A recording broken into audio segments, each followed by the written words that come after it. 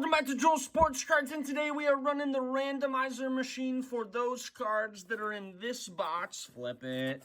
As a giveaway that happened 2 weeks ago. I also have a Bowman Blaster 2024 baseball rip that has a nice auto on card that gets pulled, so you're going to want to watch that. And I tell a story about how I was on the Sports Cards Nonsense podcast a couple weeks ago, and I'm hoping to try to actually go on one more time as well. So look for that in the future. Make sure you sub their channel on YouTube and go follow the show on your podcast app as well. Without further ado, let's get this part rolling. Peacock ad right there. Hit them with it.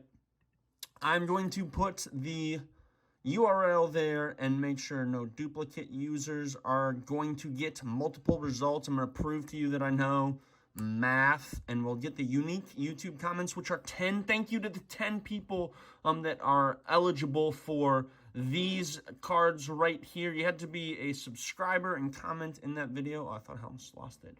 All right, now we just get to hit the start button. I will send these cards free of charge to anybody in the Continental 48. So good luck to everybody. And let's see who is the winner. Reinot Cards. Great video, Joel. I think something that helps is content creators making genuine connections with each other. People can tell when friendships are real. Totally. Collaborations are key, and we're about to get into a story about a recent collaboration that I had with the gentleman from Sports Cards Nonsense. So, Reinot, please email me at joelsportscards@gmail.com so you can give me your address and I can give you these cards. All right, y'all, stay tuned and watch this ripcast that I am about to have. Until next time, y'all, peace. Welcome back to Joel's Sports Cards, and today we are ripping a blaster box of 2024 Bowman Baseball, and this is going to be a Joel's Sports Cards exclusive ripcast. If you've never been around for one of these, I like to pair something that is very audio friendly, me talking about a topic, with something that's very visual friendly, which is ripping up a product. Now, especially since I don't know the exit velocities of every prospect in this to the degree that I want to. Like an Aram Layton from, what is his podcast? I'm blanking. But he's a guy that is often on Sports Cards Nonsense. And with that, I would like to say that I'm a part of history. It's a hot take. I'm coming at it with a little bit of a clickbait title. But it is really a day that I can't believe that I affected real things in the real world. So, for those of you that don't know, there is a Sports Cards podcast called Sports Cards Nonsense. Makes sense. It is a podcast that I got introduced in early 2021 because there's a Jackson Churio on the AI. Uh-oh. Little Nelly reference. It is a podcast that I got turned toward in January 2021 when Bill Simmons, the creator and owner of The Ringer, had, where do I want this? Mike Giuseppe on to talk sports cards. Now, that was at one of those times in the hobby where it was, quote-unquote, peaking. And he talked about, just the market and the explosion. And I had been in the hobby, for those that haven't heard my full story, when I was middle school, high schooler.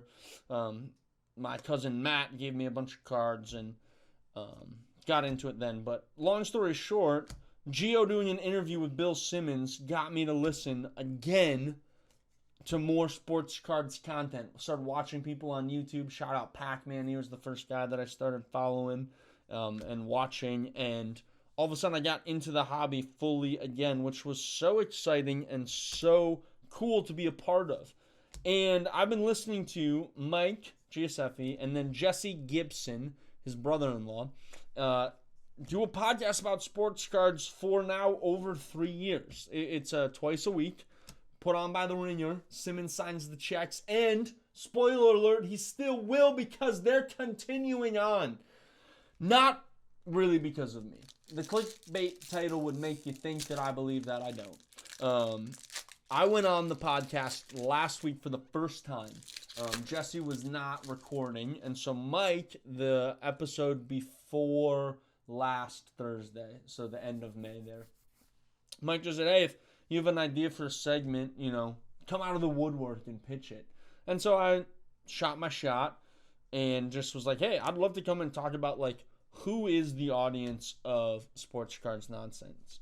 And I actually had an idea to talk really specifically about this quote that I heard Sean Cannell, who has a podcast called Think Media, and he was talking with Julie Solomon, who has the Influencer podcast, and Sean said on this podcast that the creator who knows their audience the best wins. I was like, that's such a brilliant line, and I just had been thinking about it since I heard it, and so I wanted to just kind of talk about who is the audience of Sports Cards Nonsense. And I wanted to pitch that it was content creators like myself who like to hear from Mike and Jesse, who have had so much success in not only this hobby, in this business. And long story short, I didn't even get to really talk about that because I was cut off by the gremlins of my internet. It was terrible. The computer just shut down.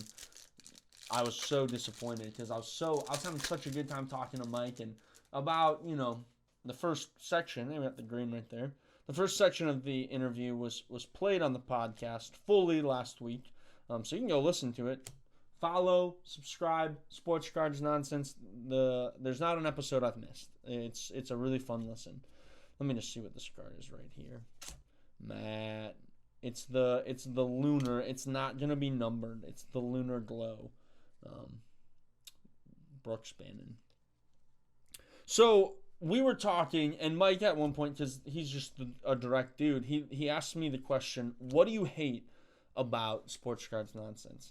And so one of the answers that I gave him was honestly, dude, sometimes it's really tense between you and Jesse, and I can feel it, the audience can feel it, and I just want to address that. And Mike was super humble about it, and he said, you're right, and we chatted a little bit on live podcast. You can hear it on the episode from, it's the end of May, and today they had another episode, and it's entitled Mike and Jesse Bury the Hatchet.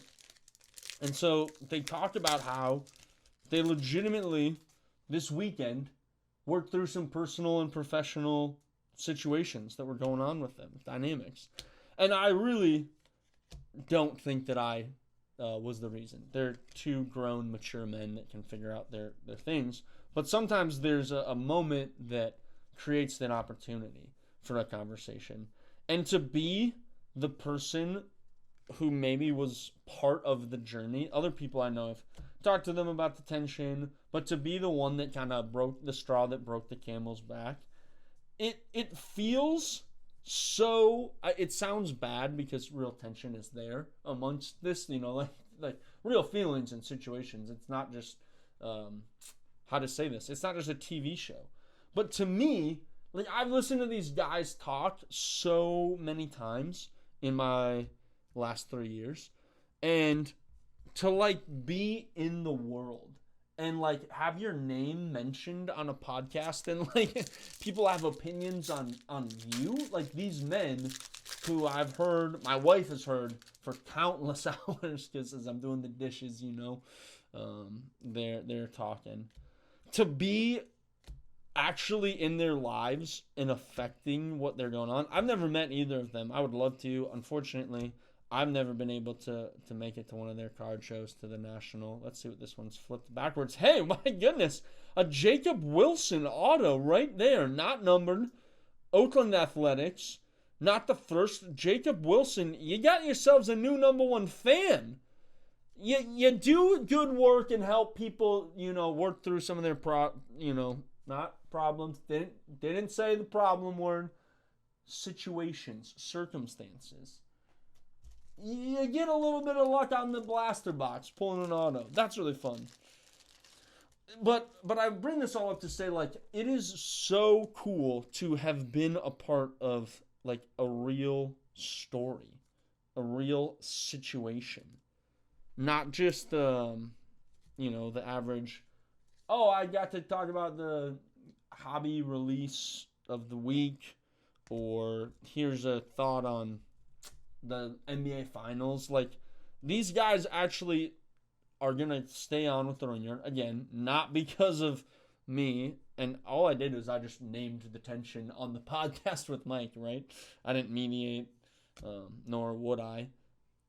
But it was just such a stinking cool moment to be like, I'm a part of something that I've listened to. You talked about community a lot in this hobby, right? That is the most I've felt a part of a community, because legitimately what I did affected others. That's like the definition of community, right? You live next to your neighbor. If you're blasting music on a Friday night, it affects them. They have to hear it, and maybe they don't sleep as well that night because of you, right? To be involved in something, that is the most involved I've ever felt in the hobby. I'm an outsider in a lot of ways, right? I don't have a TikTok, Instagram. I go to a few small shows here in Minnesota. I just really like to make content here on YouTube, and it's been a joy.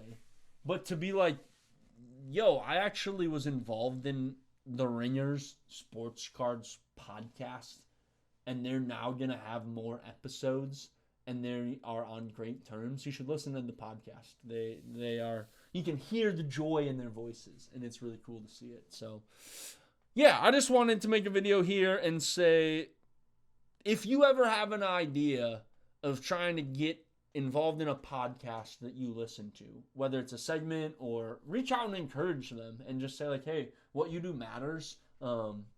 You help me in days where I need a distraction, or you help me be motivated. Like Mike and Jesse have totally helped me be motivated in this, because they have great ideas and they talk about things so transparently that I'm better because of it. And so with all of that, I feel like if we could, as people who consume others' content, like give back in a way and connect back into the world. So there's not that divide, there's a fourth wall in this screen. Like, I'm not John Cena right there. You can't see me. You can't see me. I'm not actually in your car. I'm not in your living room, wherever you're listening to this. Like, I might know you, or I might never have met you, but we can actually connect in a real way because of technology and platforms and content. And I just think that's so stinking cool. So just like getting an auto out of a blaster box is cool. Shout out Jacob Wilson. And good auto right there. Jab W. It's a Jabs family. That's the dude. Speaking of, maybe I'll try to connect with Jabs recently. Or upcoming here. I'll show you. I flipped through a couple things just to make sure my piles were good. Here are all my chrome Bowman first. Nothing that like blows the top off the can. What am I gonna say? Water? Water doesn't have a top. Here's some of the inserts right there. A lot of stuff that's like ho hum. That's what's gonna happen with Bowman blasters. You just gotta know that. Jackson Churio AI insert. Never really was all the rage. I think they wanted it to be cool. It doesn't really scream AI. That's the problem, as I hide it behind my own head. Like, this could be anything. It could be like a factory and gears turning the Industrial Revolution round. Yeah, nothing really that noteworthy of this besides the auto, which is super cool, super fun. The Agustin Ramirez Yankee prospects always, sell. Gets the skull rip for sure, doubling him up. But thanks for watching, y'all. Please go follow and subscribe to Sports Cards Nonsense. They're such great dudes, and I'm just honored to have been on the podcast, and I'm so happy that they're signing again and continuing on in content. So thanks for watching this Ripcast of 2024 Bowman Baseball Blasters and listening to the story of how I was a part of Sports Cards Nonsense and their continued future. All right, until next time, y'all. Peace.